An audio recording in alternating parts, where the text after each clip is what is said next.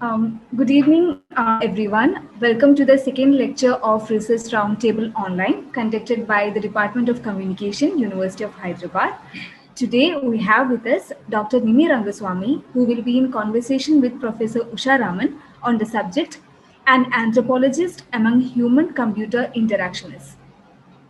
Dr. Nimi Rangaswamy is an associate professor at the Kohli Center on Intelligent Systems, Indian Institute of Information Technology, IIIT, Hyderabad. She is also adjunct professor at Indian Institute of Technology, IIT, Hyderabad. Dr. Nimi Rangaswamy's primary research interest is on society and technology. Using ethnographic and theoretic methods, she has contributed in understanding the patterns of technology adoption in developing countries like India. Another area of her research interest is on building of technologies in the areas of consumer-centric healthcare and urban mobility. Professor Usha Raman is a professor at the Department of Communication at University of Hyderabad. Her research interests are primarily on digital culture, health communication, feminist media studies, and children and media. So before starting, I would like to mention that the session is being recorded.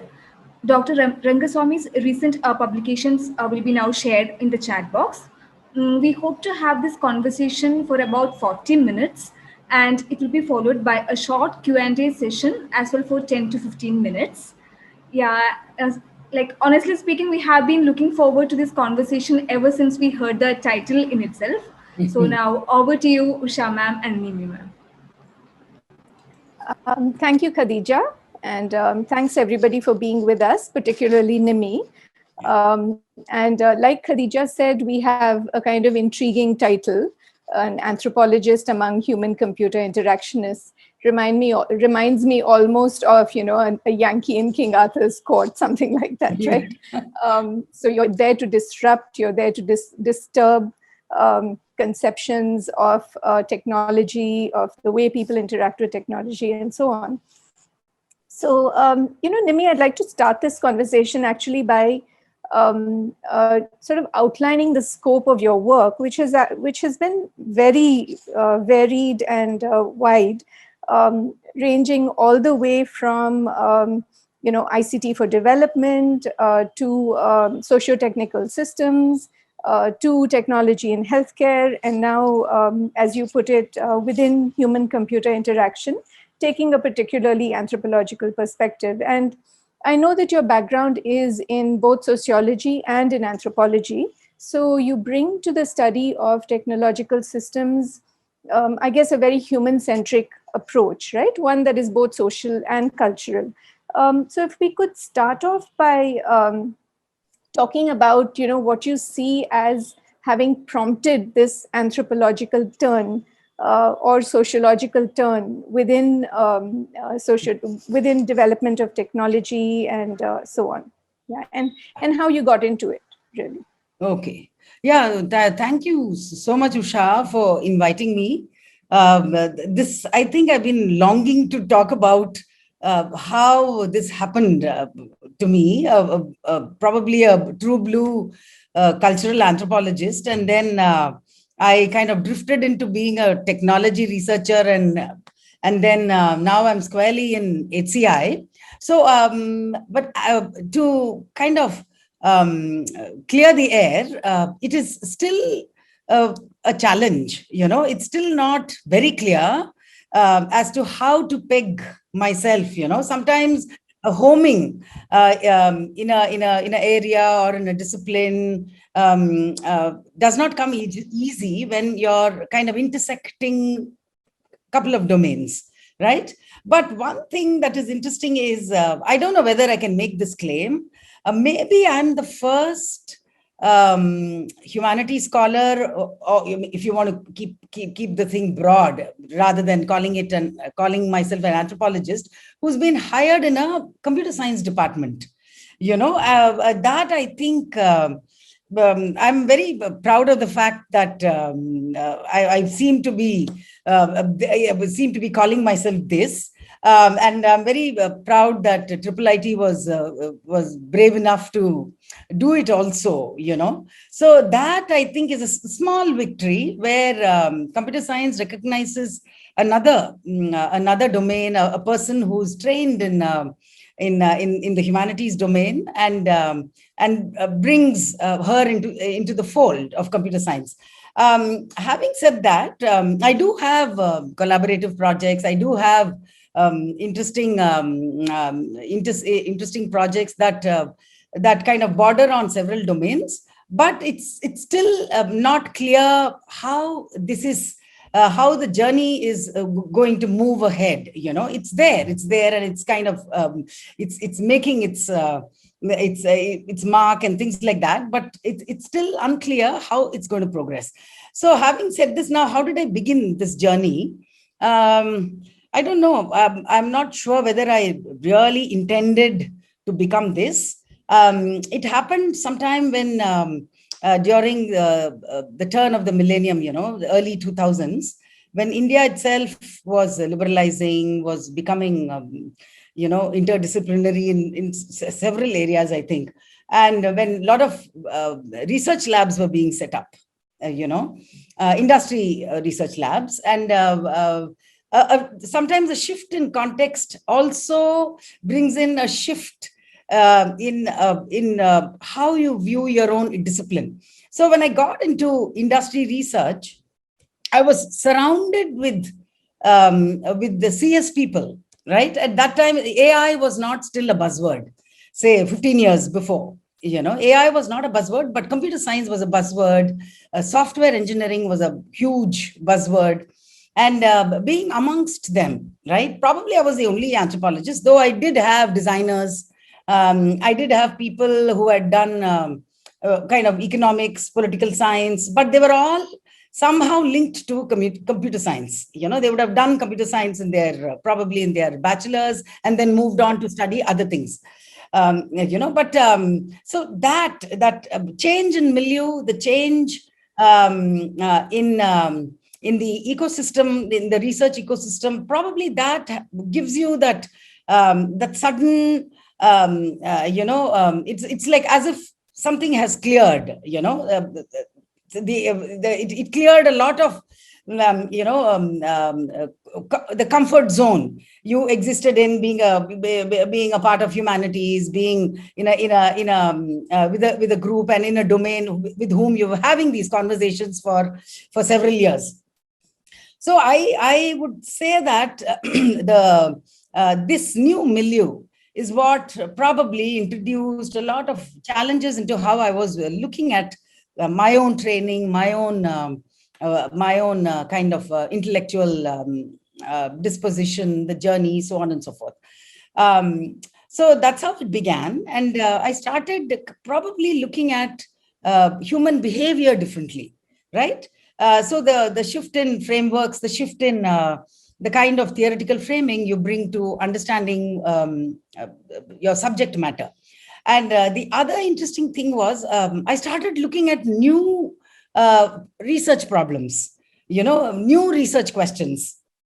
In a sense, how does technology suddenly fit into your own milieu? The questions like that, the computer is just not a computer.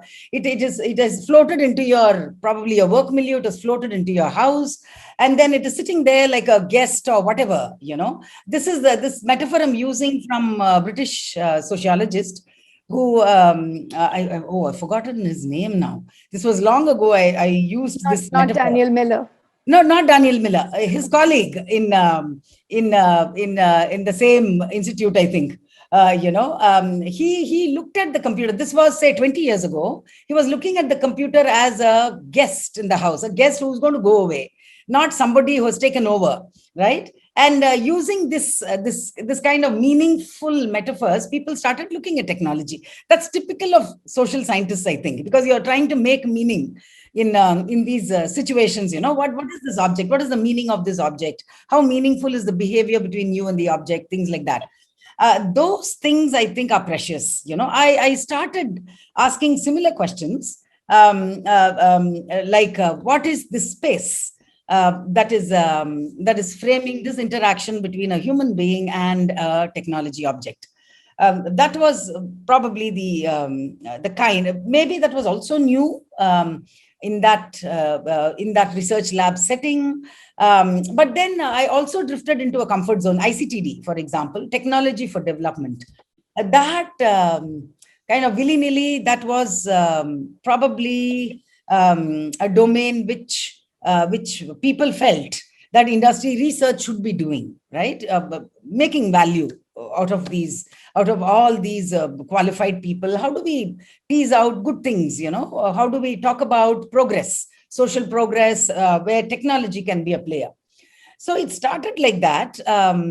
But the interesting thing is, whatever subject matter I'm engaged in, whatever the domain I'm placed in, the anthropological training doesn't go away. The way you look at the milieu in front of you or the ecosystem in front of you is still tinted with that anthropological sensibility. You want to dig deeper. You want to interpret what is happening in that intersection between technology and people, technology and society. So probably that guided me, that gave a continuity. Though I was shifting domains, it could be ICTD one day, tomorrow it could be ICA. I have papers in so many conferences, but though I can't claim to be part of these communities, ICA, then also the Association of Internet Researchers, then of course SCI, CSCW, the ACM group, media studies also. So though I have been across all these communities, probably that gave a continuity. The way I was looking at the way I was looking at using my own training and my own intellectual background. That was nice. Though I must say that I have been, shifting and trying to find a home in the last 15 years. I have to accept that fact. It has been a challenge. Being at the intersections is not an easy thing. Though I think I finally found a home, among technology researchers.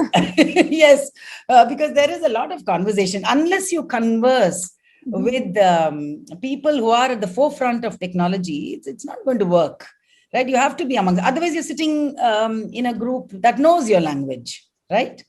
So this has been my thinking. So I think that is the background, that can be a long drawn out answer to your question. But, just taking on from the last bit of what you're saying, that these conversations are necessary and the conversations across boundaries are necessary.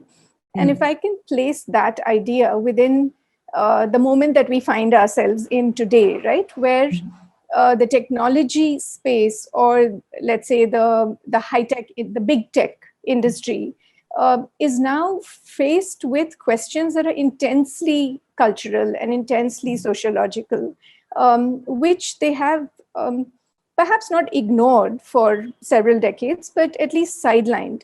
And they have always come after the development of technology rather than during the development of technology. So as somebody who is embedded within spaces where technology development is being talked about, or where technology itself is being developed, do you find that you then have the opportunity to influence the trajectory of development even as it occurs, rather than studying what happens after technology has been implemented? Yeah, that's a good question, but not an easy answer. There are certain spaces where the people like me become part of a process where technology is being developed, and that happens probably in corporate spaces where there is an agenda. Agenda-driven research tries to make the most of fine-tuning and probably not making the mistakes. They learn from the history of technology development for people, right? So probably in a more agenda-driven research spaces, this can happen. But in academia, academia is still a world that doesn't want to be constrained, right? You want to ask questions that are broad, questions that inspire you, so on and so forth. And there is an individual journey. You know, there are researchers also want to follow an arc which suits them, which kind of intrigues them, etc. So collaborations happen, they grow, and they evolve. You know, so it's difficult to stake a claim and shape these arcs as much as one would like to. You know, so it is not an easy process by which you are kind of making what do I call? You're shaping a process of a research process, a process of probably invention or whatever you want to call it, by bringing in a new sensibility. It's not an easy process, but it happens again in collaboratively in by being in that milieu. Right now that I find myself in an academic milieu, the everyday conversations, through my teaching, through the coming together of a department, it is going to happen. The intersections are going to happen in the everyday, right? You are, through your students, you're meeting several other researchers who bring in their own sensibilities, right? So it happens in these ways, right? Sometimes it's not conscious. It may not be agenda driven, but there's a cognizance that here is a perspective that can make you look at the world differently, that can make you see the evolution of technologies or technology building differently. I'll give you an example. So I'm part of this course called Social Computing, which is run by a computer scientist. Right. So I'm auditing this course. I also have given lectures.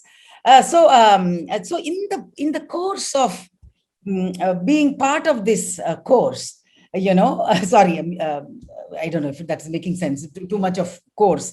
I am also rethinking my own location here. And as I'm getting inputs from a computer science perspective, I'm also kind of revisiting my own biases, my own focus, the kind of certain stubborn kind of intellectual positions I take, no? But in this, here, there are so many of us who are interacting through this teaching environment. There are several colleagues, teachers like me. Then there are all these students who are asking questions and challenging you in the course of the classroom. Then there are people who are auditing the course, senior students who are doing research, right? So when all these people are coming together, I think a certain atmosphere is created by which collaboration is taking place. So I think this is one way of shaping, you know, the course of research thinking. So academia, it's there. But I think industry research has done this very differently. They have done this through agendas. They have done this through a certain kind of thinking itself, where you have a goal in mind. There is a research, there are already research outcomes that you've thought about, where you are going to borrow from several kinds of thinking, where usability, human centrism, understanding user experience become a part of that, you know. But industry research again is also limiting, no? It has it doesn't look at, it doesn't explore a research project in all the vivid ways an academic project would do, right? So milieus are different. The way you approach and influence research questions and research outcomes are different. Having been in both these milieus, I think I understand what happens in these in a research journey in these two ecosystems. But there should be more. I think there should be, it's okay. We can have a diversity of ecosystems, a diversity of ways in which different disciplines can come together. The computer science and humanities can come together. That is not a problem at all, as long as you recognize what the milieu is, or what the milieu is offering you. What the possibilities Yes, are. yes. Yeah. If I could just kind of bring you back to, I'm very conscious of the fact that many of our, much of our audience comes from a media studies approach. Of course, many of them are interested in intersections of media defined very broadly and the social and so on.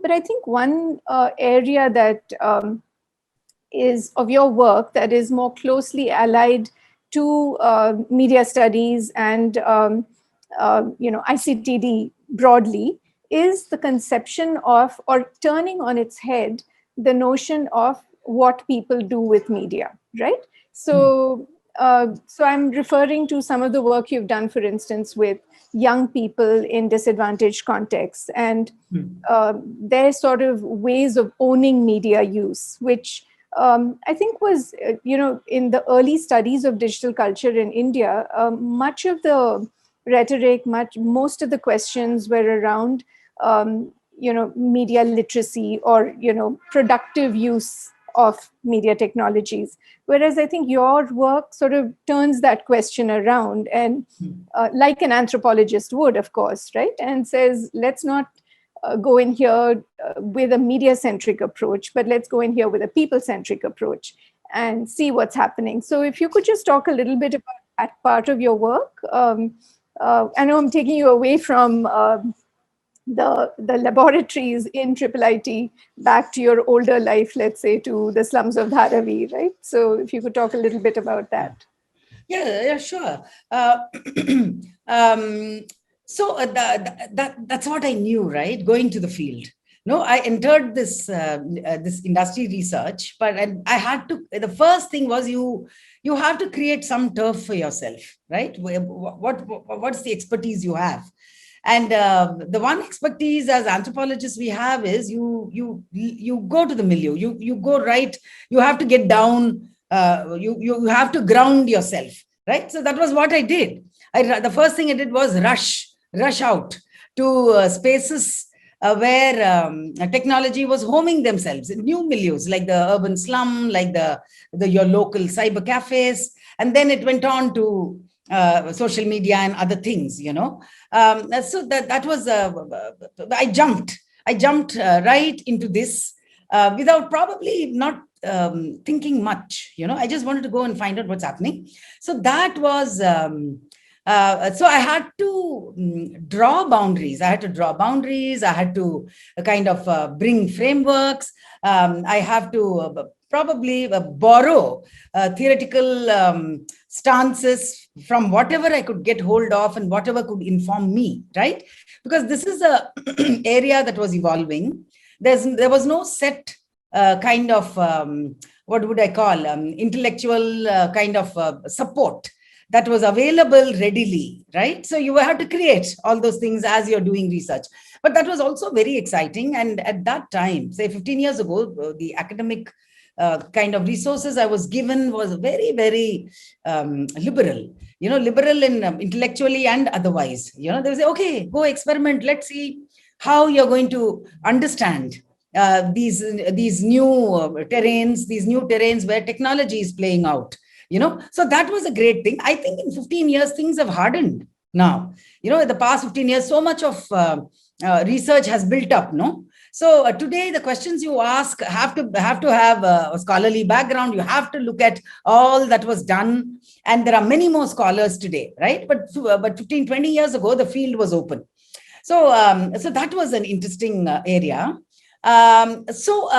Initially, the challenge came from how are you going to translate all that you're seeing in the field, right?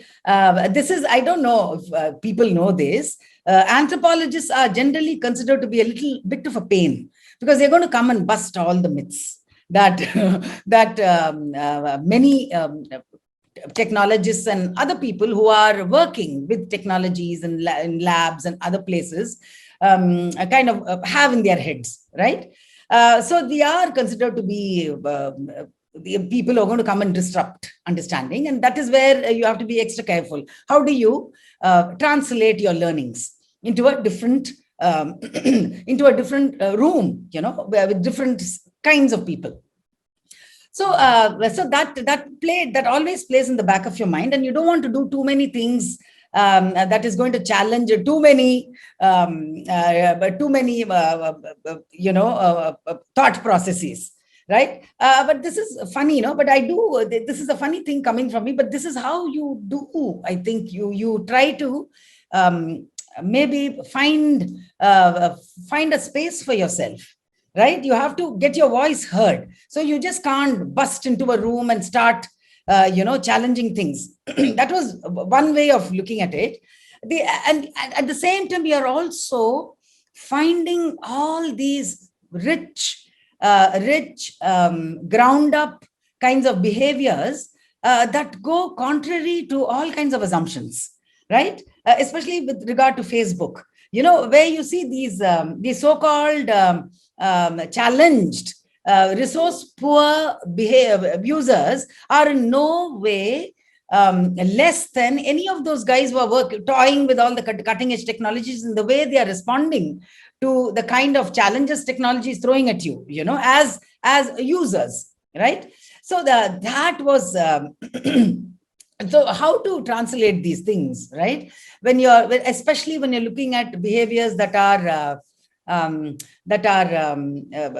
building and forging technologies to extend their usabilities, right? They're very clever, very hands-on kinds of things, right? And some of them may also be a bit gray, the gray areas of of resource poor environments. So that was a very interesting. So some certain set notions of what is a developing country context, what is a developing country users had to be busted. So that, in 2005, that seemed to be a very cutting edge thing to do. But now I think these things are established. In fact, we have gone from not understanding to celebrate these kinds of behaviors today. That is, and the other, the more challenging thing was, which I find today, is not talking about all these rich usages. And we, of course, after all, we live in a post-access society, right? Everybody has access. It's what people do with this access that has become important. Now, the problem is, even today, the long tail of human-computer interaction, where humanities is kind of intersecting with, and also the broad area of HCI, the cutting edge HCI happens in the global north, right? And a lot of frameworks come from there.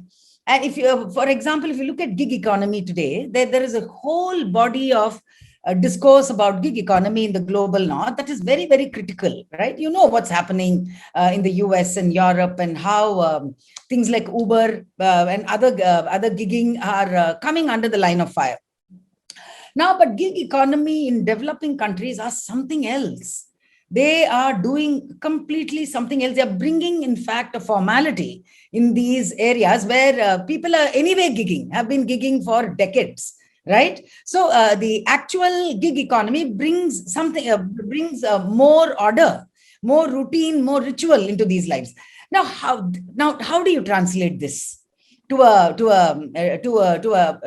bunch of people who have been critical of certain kinds of technology, the birth of certain kinds of technology that are disrupting the service sector? For example, now that is where the challenge is for me. How do you change thinking? How do you start talking good things about gig economy, which is still ideologically framed as something that is not good for labor, right? That is, I think, a more challenging problem. Right, which I'm finding now. You write papers, you send it to all these conferences where you have a different point of view. There is a lot of pushback, so maybe in the last 20 years, this is where we are finding ourselves. Also, another interesting kind of challenge is especially with computer scientists and software engineering milieu, in a software engineering milieu is, what is human behavior and what kind of human behavior becomes important, right? Is human behavior important because it's programmable? So you are looking at human behavior that can be modeled, right? Data that is useful for you. So you don't want to look at behaviors that are difficult to peg, that are difficult for a machine to read, so on and so forth. In fact, today this happened in the social computing class. So we were discussing Granovetter, Mark Granovetter, the strength of weak ties. I'm sure many of the students and must be familiar with this work. This is a framework that is coming from a different country and a different context, no? The strength of weak ties and how the strong ties are viewed in specific ways. Suppose you're using that in an Indian context, the strong ties. How do you define strong ties? See, your caste identity could be a strong tie. You may not even be entering into an everyday interaction with these caste groups. So how do you look at that? These are ties that are beyond, that are unraveling themselves beyond the machine, no? They have their own life beyond the machine. And how are you going to look at those strong ties? That is these are not easily programmable. These are not something that can be modeled, right? And in this age of nepotism, right, the huge nepotistic debate, the strong ties are ties that are created, that are influencing your life. It's not the weak ties that are influencing your life, right? It's your occupation is determined by your strong tie. How you enter into marriages are determined by strong ties. Whereas Granovetter says the opposite, right? So how do you use these frameworks? I don't know, are you going to challenge them? Or are you going to shine a light on the social processes that are kind of calling into question these established theoretical viewpoints, So I think this is more of a challenge today, and 15 years is a long time, and and what I did 15 years ago is kind of fading away, looks like, what I challenged at that time. And today, I think in 15 years, the disruptions have been much more. How I'm responding now that I'm in the thick of HCI, how I respond to challenges have also changed a lot. Right. Yeah. But in some ways, there's a unifying thread, right, along the 15 years, in the sense of how does a researcher in the global South without having to depend on, a canon that was generated in the West, and then you discover that, from the field, your insights are completely counter to the theoretical frameworks that are offered by that canon. So you have to almost reinvent, right, the conceptual frameworks that will apply to your context. So one is the challenge of actually doing that research. And the second is the challenge of presenting that research, which is what you talked about. And as young researchers who are working in these contexts and constantly coming up with insights that challenge these dominant frameworks, and then having to publish, usually in the journals that are policed by people who subscribe to the canon. What are the politics there, and how have you dealt with those politics? You mean by politics? You mean academic? The politics of publishing and the politics of knowledge generation and legitimation, in a way, which cut across all, all social, all science, all fields of endeavor. Yes. That has been quite a challenge, especially the shift from industry to academia. Industry is far more protective, right? It's a more protected environment, the industry, and industry has its own ways of entry into academia. Of course, I'm not questioning the quality of research in industry. The industry research does a lot of good things, and they are able to attract good good researchers. But academia is an open field, right? Making a mark, and you're not protected. It's something that you enter in and you have to find your way, right? So those were there were two different worlds for me, and the politics in both these worlds of publishing, of knowledge generation, is also two different sets of what do you call challenges. In fact, I was when I was interviewing for my academic job, one of the questions that was asked was, okay, now that you're coming from industry into academia, and obviously the kinds of freedom you have are so different, how are you going to adjust to a place where there is so much freedom, right? I had to sit back and think how to answer these questions. And the answer the answer I gave was, is there a notion of pure freedom anywhere? Right? I think whatever field you are is circumscribed by so many limitations, right? If intellectually you have the freedom somewhere, you don't have the freedom, the resource freedom. You don't have resources.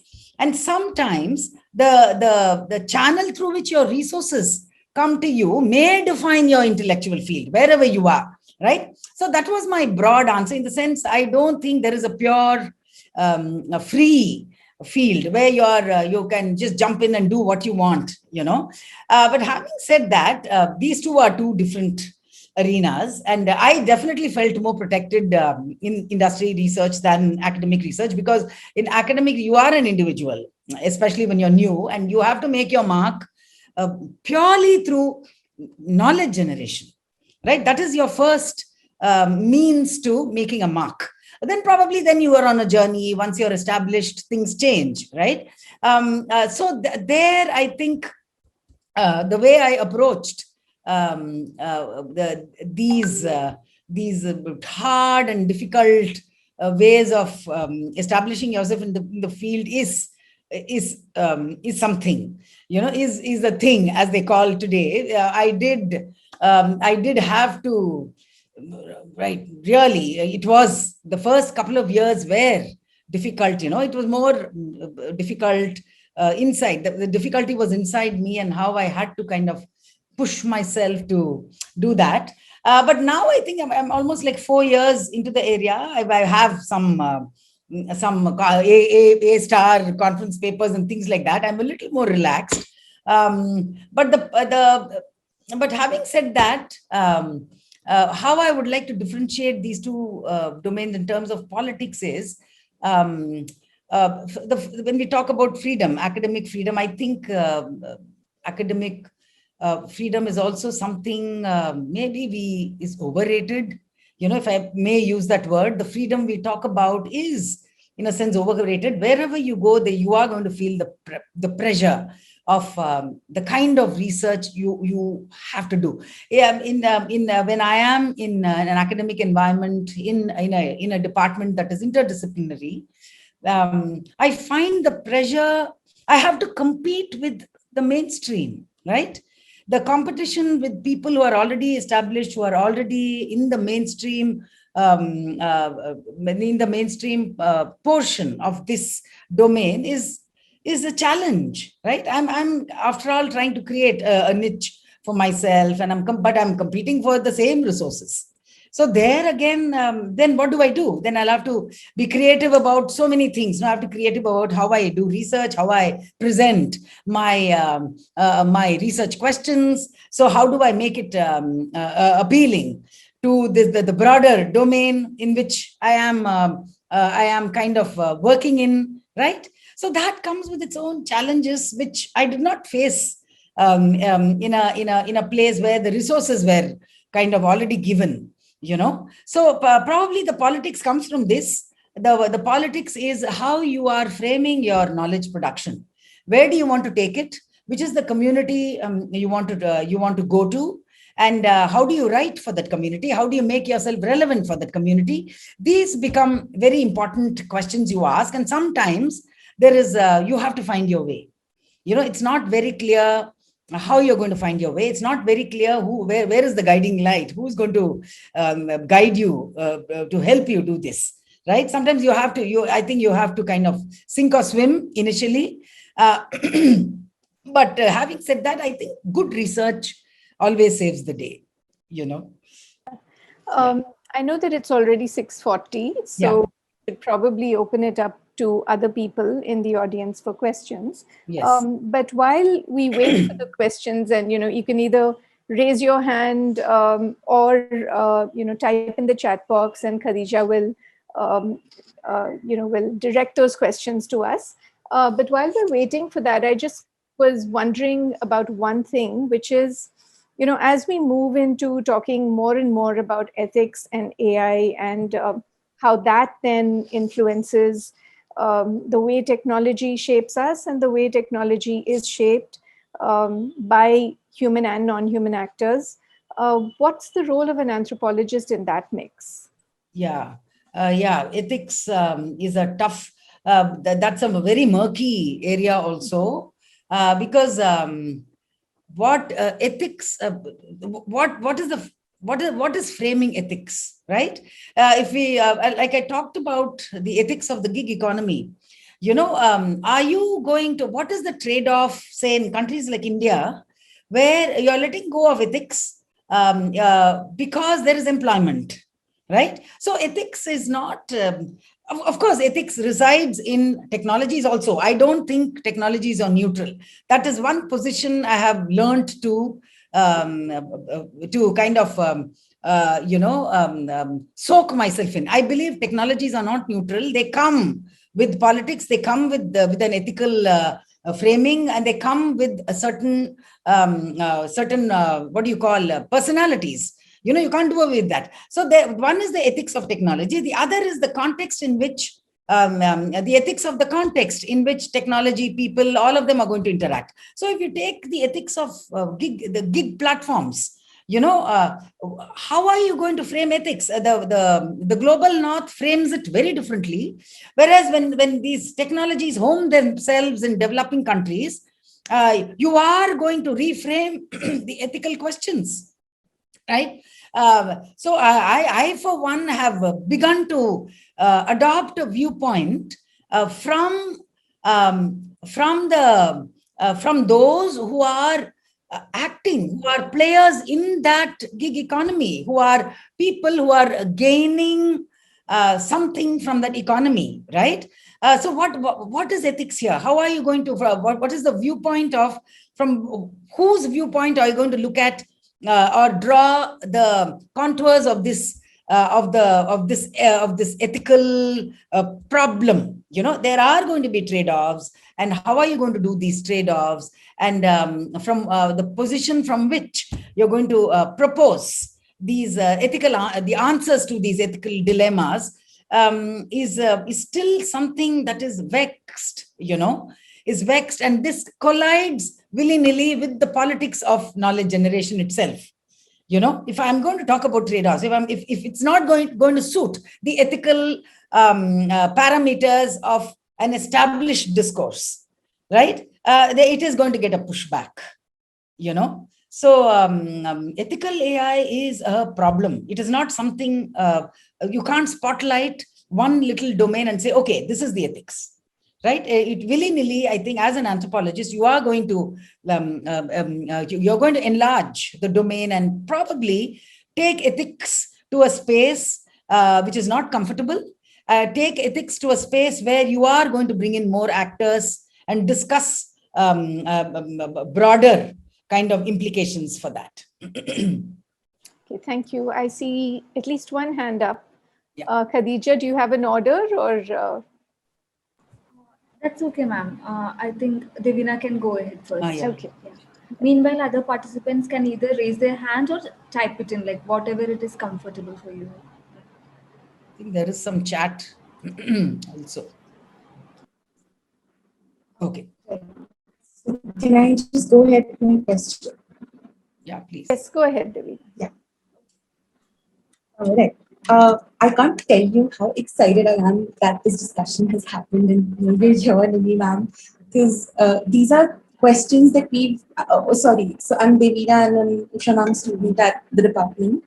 And my work is in the area of young people and their uses, practices, and experiences on social media.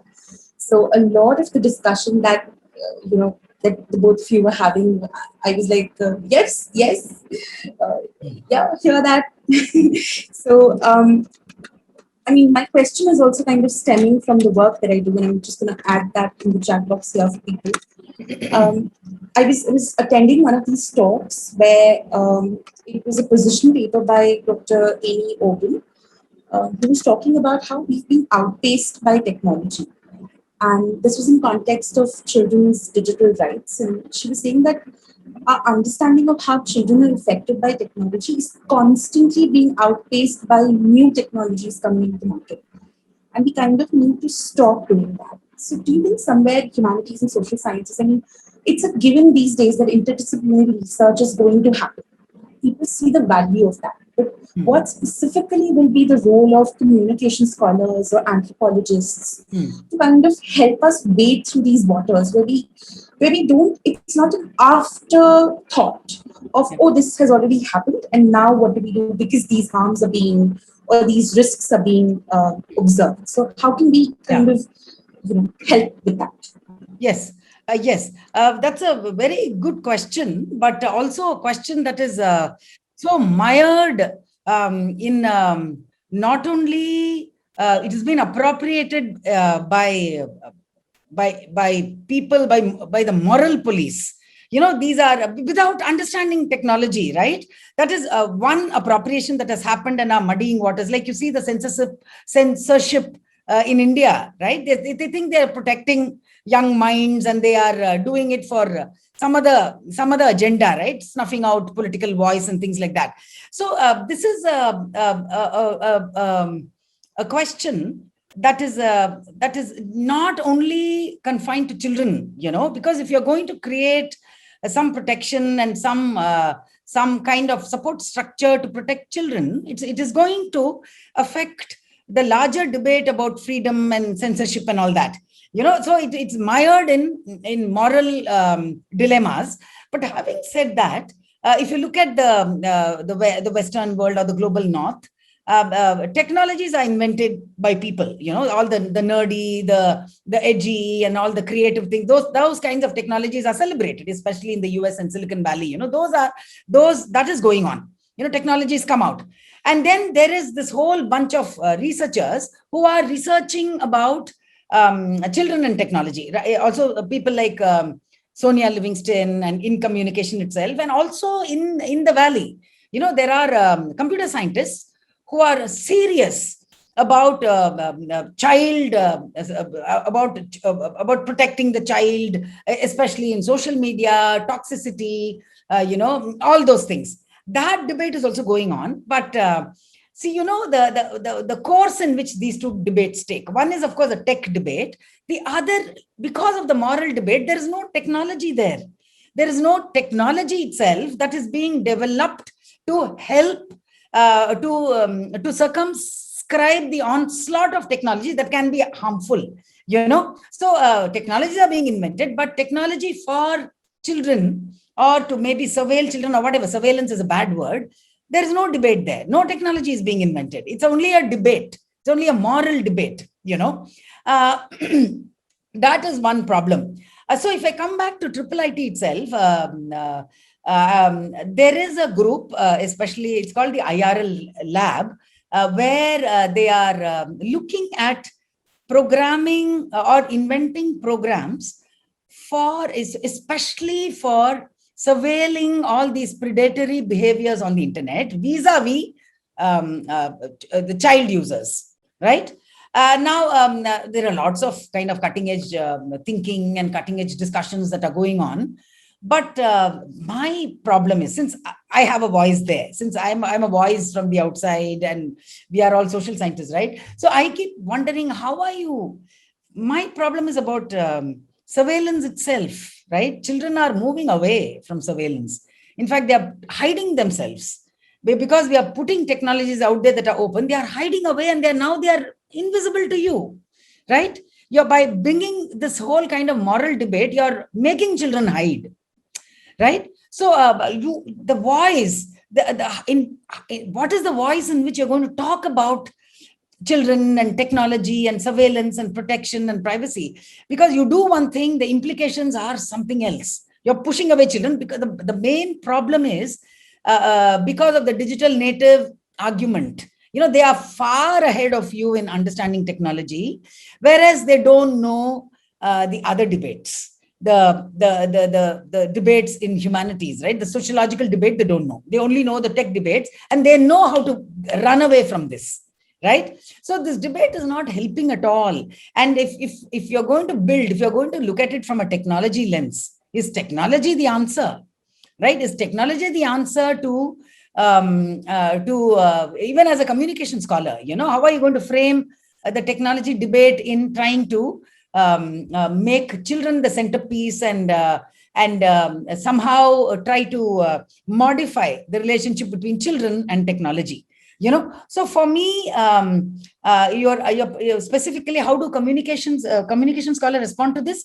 I think you have to wear a bit of the techie hat, right? And see and look at, of course, technology solutions can be very interesting if you're going to imbue that technology with all these kinds of thinking, as a communication scholar. But wear a techie hat and see what are the technology debates that are going on in this area, and how is technology innovation completely dissociated from these debates. So that is where you can insert yourself and say that, okay, you are doing these cutting edge technologies, but can't you do cutting edge by asking these questions, right? So that could be one way of looking at it. But I feel that the debate is being appropriated by so many players in so many voices that it is in a disarray now. That problem is there. So I think I see another hand. Yeah, Amulya. Yeah. Good evening, ma'am. Thank you so much for speaking with us. This is Amulya. I just submitted my thesis on everyday feminism, and my supervisor is Usha Raman as well, Professor Usha Raman as well. So my question was about, we were discussing about ethical AI. And, as we know, what ethical means is so abstract, right? So Silicon Valley now has put forth this idea of explainable AI.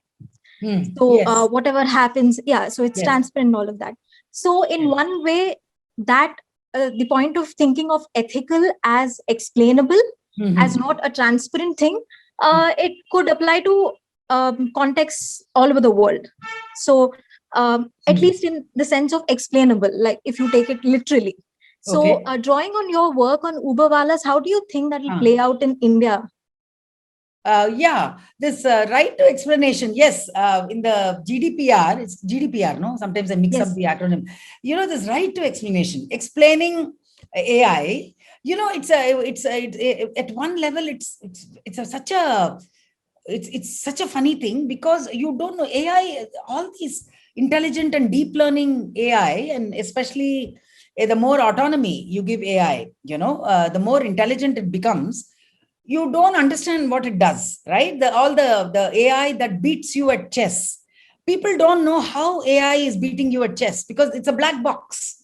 You're unable to kind of understand what is going on within algorithmically inside this AI program that is making it smarter than the human being in chess, So this right to explanation is a very funny thing. It's still, we are at a stage we cannot explain what deep AI is doing, So I don't know how people are looking at it. It is really a challenge there. So, but then I think the right to explanation is still sitting in that technology domain. It is only asking technology systems to explain themselves before you use them. It is still confined within that that specific space. Where the technology you use has to be very clear. How have you built this program? How is this program working? What kinds of autonomy is it taking away from humans? It is still residing in that space. The whole notion of is to explain what this AI is going to do. Where is it going to kind of intersect with human privacy or surveillance or whatever? Where is it invading? Now, having said that, your Uberwala question, now, see, this is where I think so much of politics gets mixed up. When a platform finds itself in the midst of an economic life, right? It's taking an economic life here, right? And all the problems of a developing country, the economic survival, all these gets mixed up into a platform economy that is run by intelligent technologies, right? So Uber functions both. Uber is also a political kind of an actor. It's also a technology actor. So as a political actor, it's doing all kinds of things to enter a market. How the new companies enter, what all they have to do. These are all murky areas, right? When business, politics, everything collides, right? So as a political actor, Uber technology, the Uber as an actor can have very different priorities than Uber as a technology company. The platform, the ethics of the platform is very different from the ethics of the business part of this platform, So how are you going to bring these two together? It's very, very difficult. So the only thing you do is separate the two, right? The platform ethics, the technology ethics is very different from the business ethics and the politics of the same technology. Now, because of this separation, I think it is easy to kind of do what you want. Finally, it's easy to brush away ethical questions. But then how do you deal with this? It's very difficult to, this is where I think we need a very strong, we need more and more studies to start looking at ethical AI and ethical ethics of technology platforms by doing all these studies on the ground. How ethics plays out. If you go to an Uberwala and ask him, he is very happy that he gets his wages every week.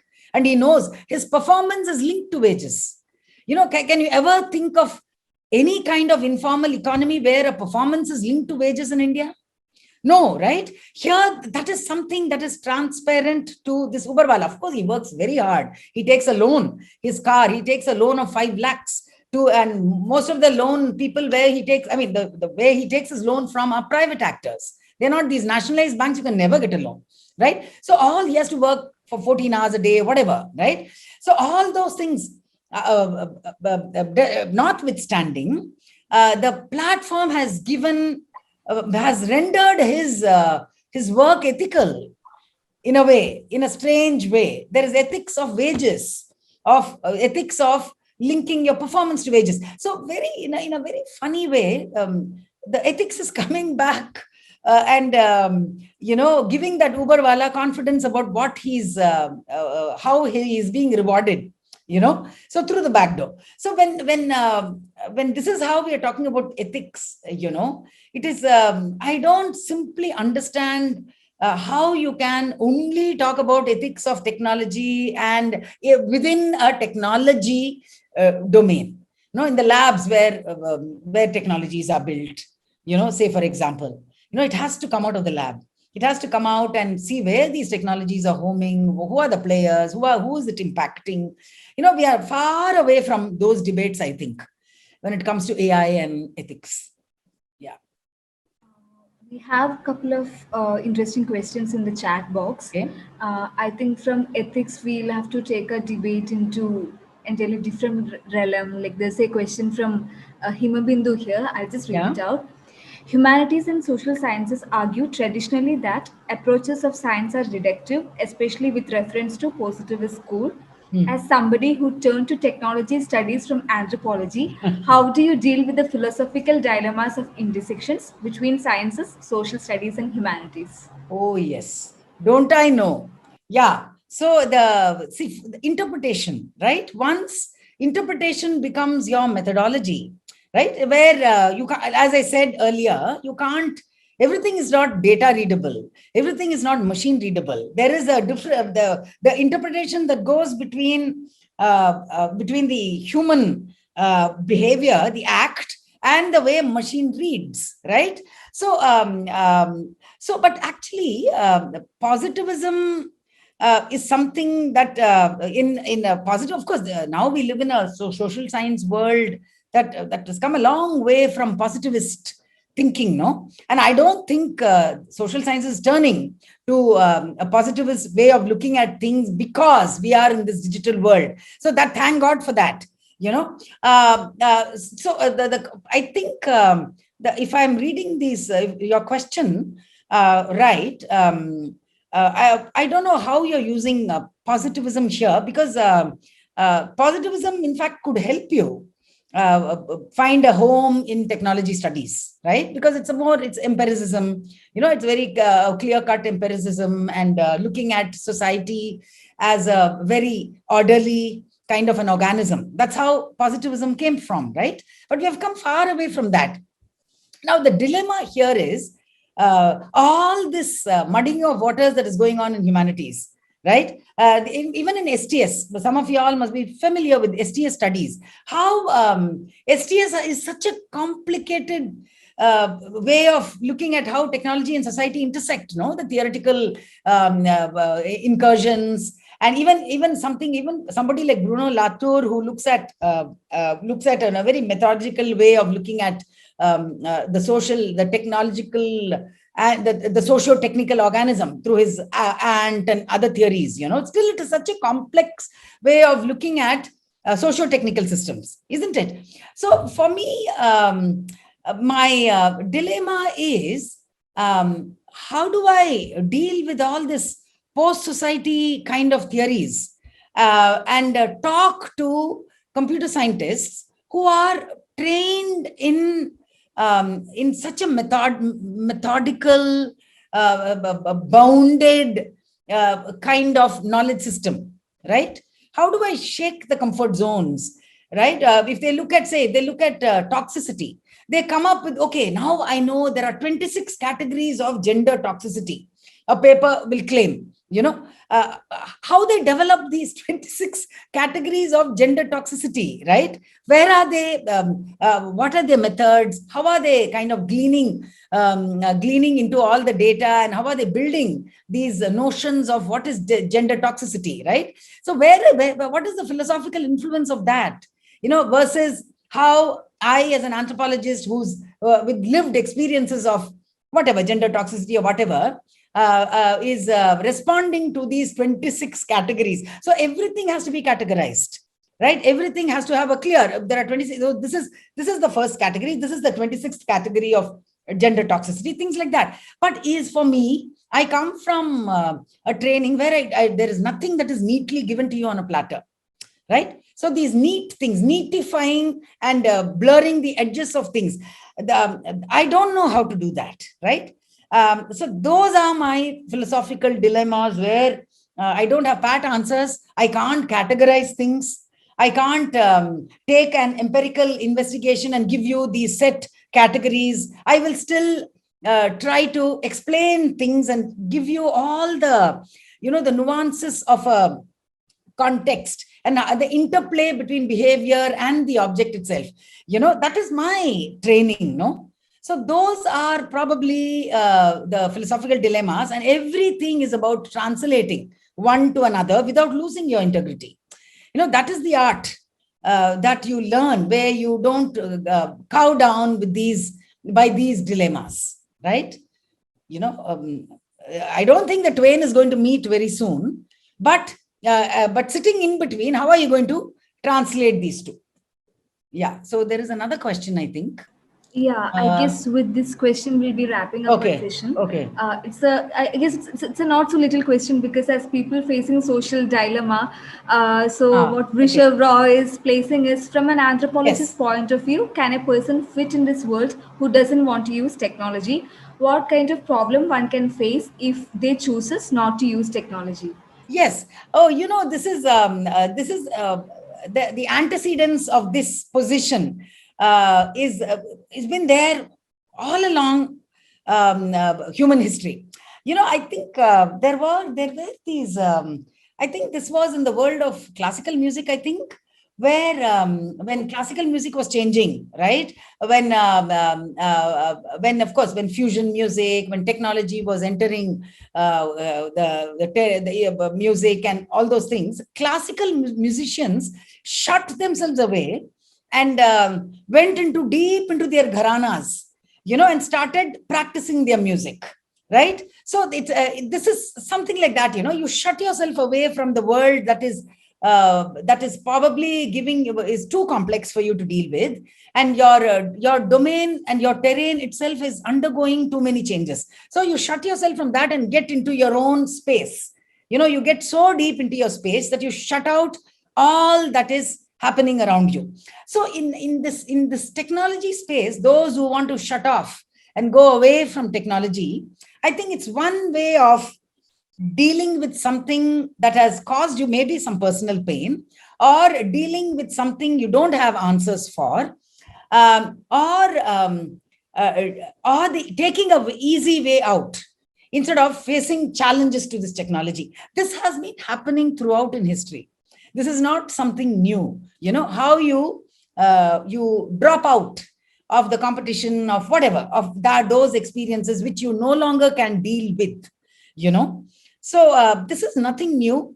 It has been studied also in social sciences, I think, how you cut yourself off and take yourself out of a context which you can't face up to, or find answers to your philosophical and other ethical dilemmas. So I see it as a response to something, right? Yeah. Thank you, ma'am. I think with that question, we'll be wrapping our session. So from this session, in one way, Dr. Nimmi Rangaswamy's transformation from a cultural anthropologist to being a humanities scholar, among CS people, is also the transformation the discipline of humanities in itself underwent in India from its vantage point of textual discourse. Thank you all for joining with us today. It was wonderful to have you all around. Have a good evening. Thank you so much. And you can send me more questions if you wish. Okay? Thank so you. Bye-bye. Thanks, Usha, so much for inviting me. No, this was fun. Thank you. Bye. Yeah, thank you, Khalid. Thank you. Bye.